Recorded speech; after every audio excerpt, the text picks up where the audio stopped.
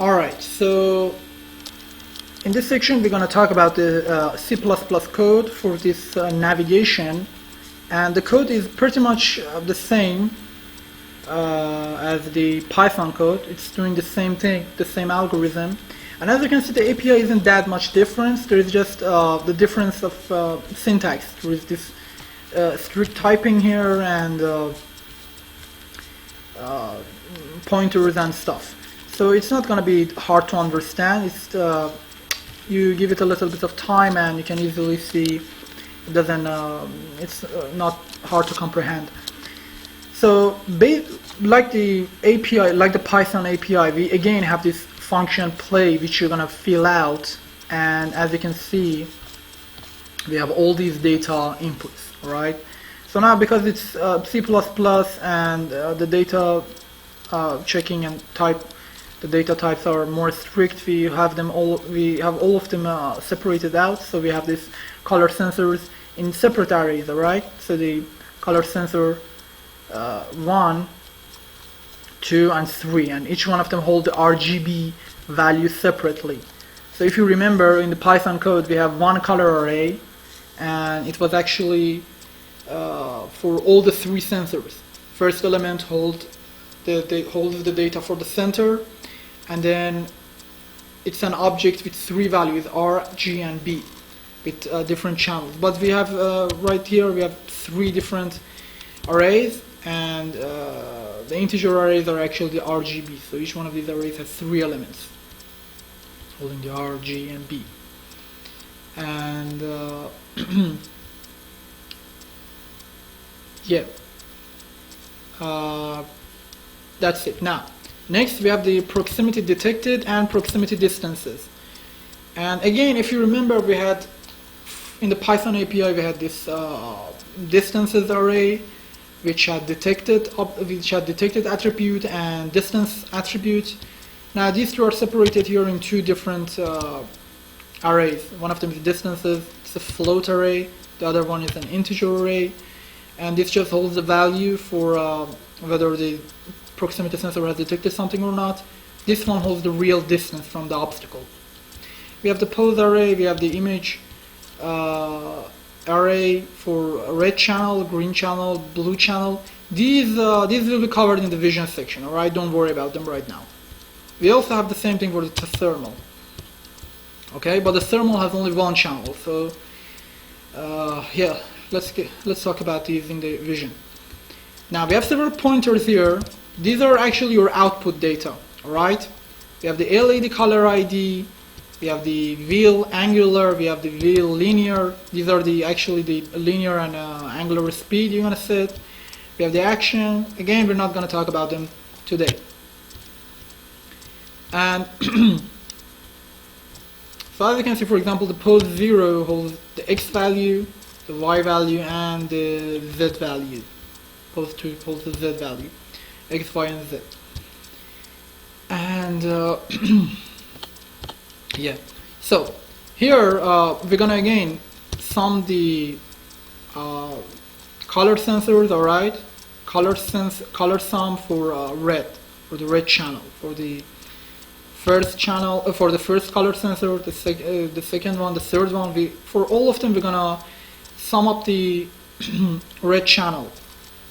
We're gonna do the same thing for the green channel, and we're gonna do the same thing for the blue channel. We're gonna have all of these here. Actually, let me open up the code so you can actually see what's happening here.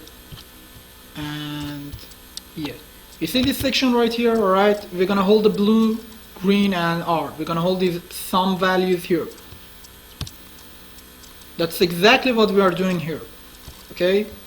Now we have several else if, and based on them we're gonna set the color of the LED. Alright?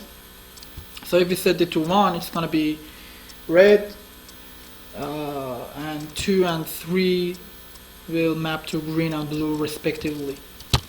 Here we are doing the same thing, right? But with a different syntax.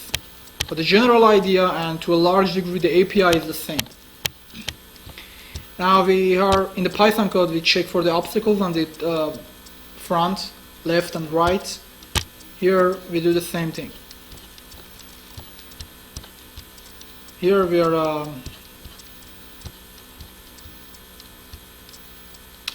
have obstacle left, right, front, and then based on the proximity, so you can see proximity detected 2, it maps to this sensor, and based on the detection of the proximity sensor and based on the distance for the sensor 2 and sensor 3, we're going to see if we have an obstacle on the front, on the left, or on the right. And then we're going to set our direction based on the position of the obstacles, right? At the very end, so you can see these else ifs are right here, right? We're going to set the direction here. Same thing goes here. We're going to now set the angular and linear velocity, right? Based on the forward, backward, left, right. You get the idea. And that's about it. Now, yeah, that's actually how the C++ code works. Very similar to the Python API, with a little bit of more restrict typing, and that's it. I hope you found this tutorial useful. Now, one more thing I'm gonna show you is how to actually run the C++ code. I'm gonna run this C++ code here, and shows me something here. Let me delete these two. Make sure I'm not gonna. Okay, so right now we have panel open. Let's close everything.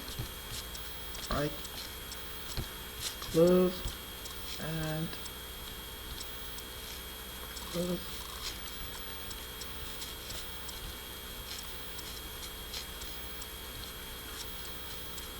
Right. Okay. Nope. No, you can't open. All right. So let's push clear, and we're gonna go for C. Then we're gonna choose our file, and this time I'm gonna come to this tutorial in C, navigation, and I'm gonna choose this one. All right. Upload, and then I'm gonna come to simulator.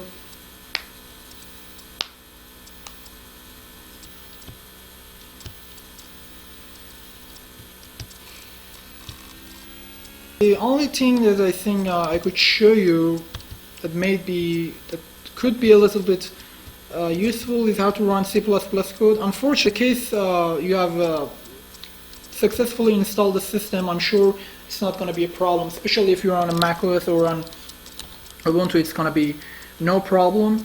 It's a little bit of a trick on Windows though, installing Sigwind cleanly. If you want to run the C++ code, simply just choose your file. First push clear and choose your file, a C++ file, upload it, open simulator, compile, and then run client, and then run server, and everything should be running smoothly. Thank you for watching. Okay.